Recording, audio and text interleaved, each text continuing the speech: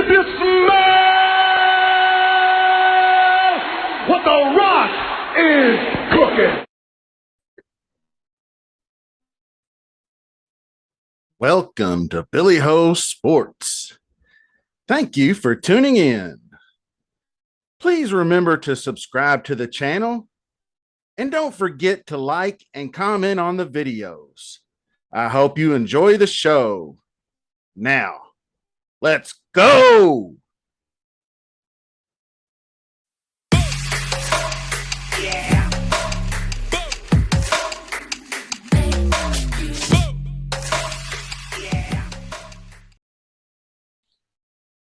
Hello, Billy Ho here. What's up, fellas? OFL football, Oklahoma Football League. Week 4 in the books. Saw some exciting games and a few oversights on certain members that benefited myself. But you know, things happen, and you know, we got Paul's message, and that's very true. You need to stay on top of this shit and know if your guys are active or not. That sucked because I kind of forgot about the 9:30 start kickoff for that London game too. And Kamara in Jared's defense was a late scratch. So sometimes that happens. I mean, I thought, you know, we'll get into it. But I just wanted to say what's up to everybody. All fellas out there, subscribe to the channel. And I published this video to the public. So it seems like people enjoy it pretty good to see how home leagues work and our league works. And it's fun. So we're going to get into it and cover week 4 results and takeaways for the Billy Ho. All right, let's do it. All right, as always, I start off with my matchup.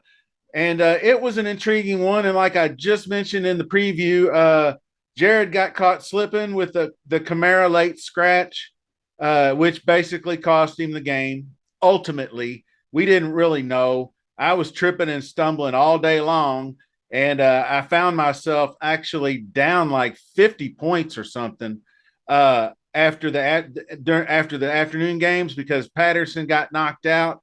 Only got 9. Jonathan Taylor got hurt, which he sucked again. Don't know what I'm going to do with him. Probably would. There you go. Out for week 5 at Denver.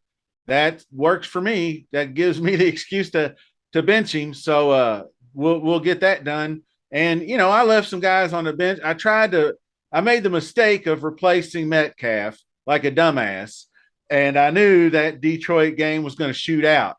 So Metcalf and going right into a tough matchup, I'll probably eat it again because I'll throw him in the lineup and he'll end up going to New Orleans and not producing half the shit. So it would be nice though, just as a pointer, if we could put tight end in the flex. I don't know if we ever talked about that or not, but tight end in the flex would be neat to have, especially like me. I got 2 good tight ends. It would really help if I had Higbee available, but that's a conversation for another time.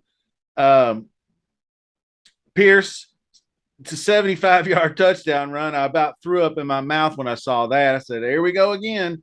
Another freaking guy on the bench, and I still lost. Look, I got beat on the bench because probably, any one of these guys I think would have got it done. But Kamara being out, he would have played either Jacobs or Penny and would have blown me out. So that would have been all she wrote there. But you know, rather be lucky than good. It saved my ass. I 1 and 3 would have been very damaging. So 2 and 2, we'll take that and move on to week 5 and hopefully pull out a win against Duncan's Dogs. Although I don't know, you know, Patterson on IR. I did get Mostert. He's not on here. This is last week's, but I picked up Raheem Mostert, and I'm hoping he gets most of the carries. For the Miami Dolphins, it seems like the coaching staff is a San Francisco tree.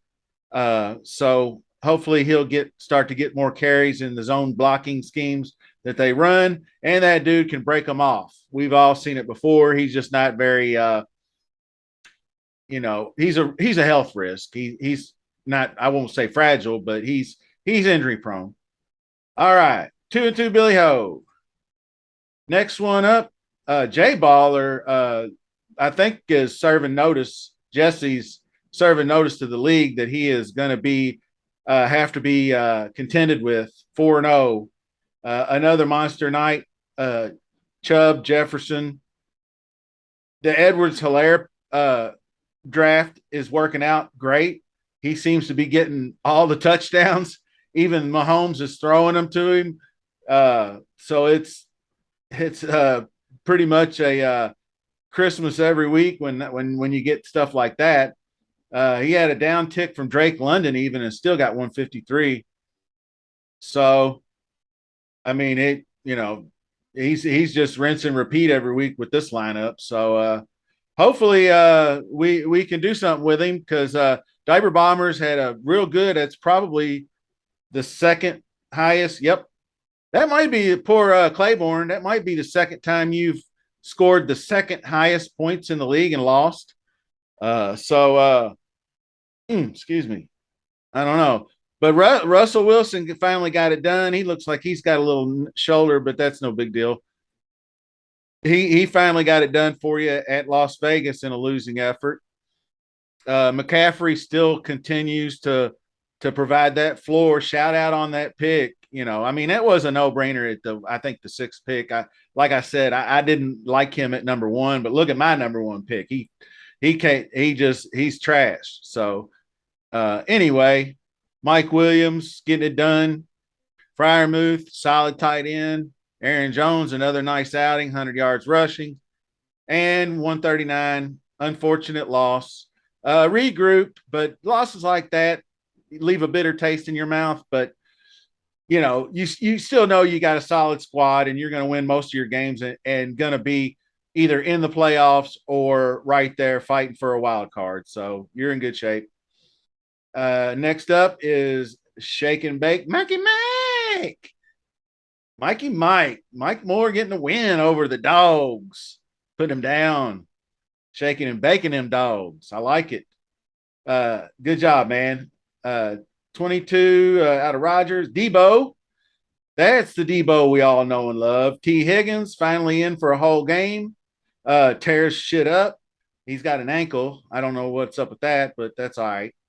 Amari, you're going to have that out of Amari. He's going to get 25 one week and then one the next. And, good luck with that.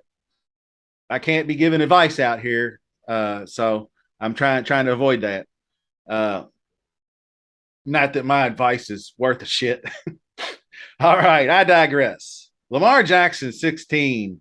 That was a shit game. And I played DraftKings, and I faded all those East Coast games because they were all sideways rain, especially the Baltimore home game and the Philly home game, which it worked out in my favor because I did come out ahead in that department. But Lamar, he just got them J.K. Dobbins touchdowns, and Bateman got hurt, looks like.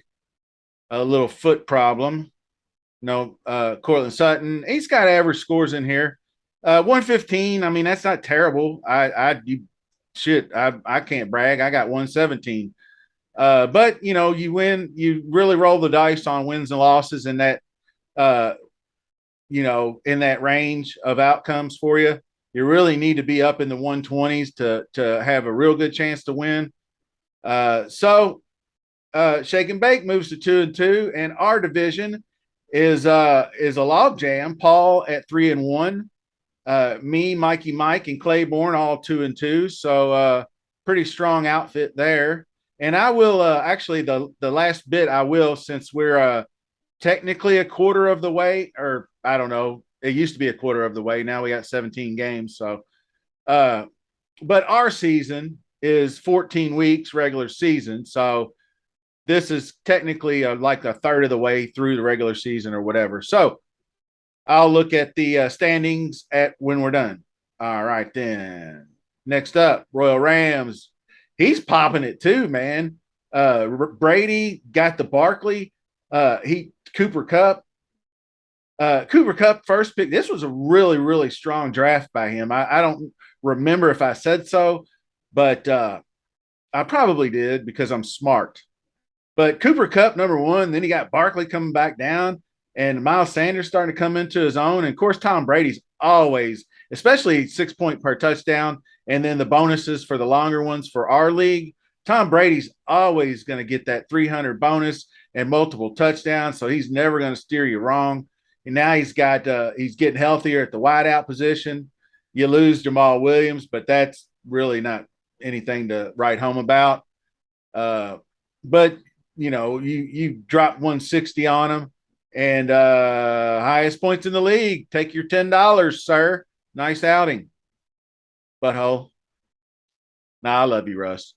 Kyler, Bill 0-4, really, really struggle bus here. And it's not for a bad team. I mean, Murray, Fournette, Waddle, Chase, Kittle, they just didn't, it's just one week it's shit, and then one guy's shit, and the next guy. I mean, I'm in the same boat. I'm struggling just to get where I'm at. If I hadn't had a monster Sunday night game, I lose. So, struggle bus for the Ville Billies and Royal Rams at 2-2, still looking strong. And last but not least, Red and Black Attack. Paul moves to 3-1, beating Uncle Pete. Pete's double troubles. And 125, 114, pretty competitive game. Herbert, as usual. Henry getting it done. Tyreek getting it done. And the Eagles D getting it done. That Eagles D is going to be strong all year, I think. So 125 is about what you want as a floor, sort of, because that puts you in position to win weeks like this where your opponent doesn't blow up on you. And you'll win more than lose if you can consistently do that. So Burrow and Adams, the rest of the squad, 49ers D was huge with the defensive touchdown. But, work in progress. So let's see. Samuel a little dinged up. He's sick. All right. So standings. I told you last but not least, we'll take a quick look at standings. Like I said, the red division is pretty stacked right now. Paul with a 1-game lead, and I believe the points 4 go to Claiborne, so he's technically 1 game back, and we are 2 games back because of the points. Points always count as a game, so just always remember that. If you have less points than the guy that's ahead of you, that's a game. So we're 2 games out of first place, technically. Blue division is stacked as well. Bill Billy's 0-4. We got the only 0-4 team. Sorry. Freeze and Dogs and Pete stacked at 2-2s. Very competitive there. And then Jay Baller are sitting at top 4-0. And then we got a couple of 2-2. So the 2-2 teams are all lined up for that wild card spot right now. And of course, we're only 4 games into the season, so long way to go, fellas. Marathon, not a sprint. Thanks for watching, everybody. Appreciate it. I'm going to do this every week. I figure maybe finally I got something that I can continuously contribute to the league. So this will, as long as I do content, this will be a permanent thing. And I'm hoping to grow the channel. I'm getting Twitter followers and other stuff like that. Billy Ho Sports on Twitter, at Billy Ho Sports. So if you're on Twitter, give me a follow. Check it out. We got some fun stuff happening, trying to grow the channel. So thanks again for watching, and we'll see you soon.